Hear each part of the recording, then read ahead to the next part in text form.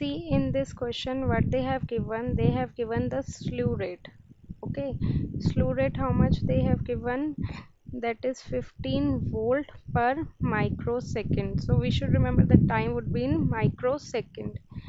So in this case they have given the voltage gain, right, and a perfect step of input of 100 millivolt. So voltage gain is represented by AV, that is they have given 20 volt, and the input voltage means V in, they have given how much? 100 millivolt. So from this can we get V output? As you know, what is the formula?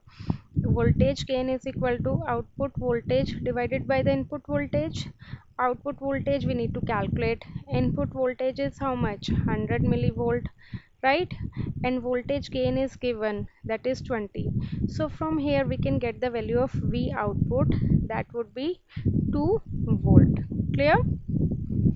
Then after 2 volt, what they ask us? They ask us determine the time taken.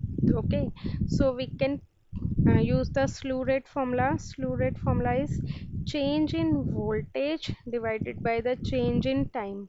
So we know the value of slew rate, we know the value of V out, right? We can get the value of change in time. Slew rate is how much? That is 15 volt per microsecond.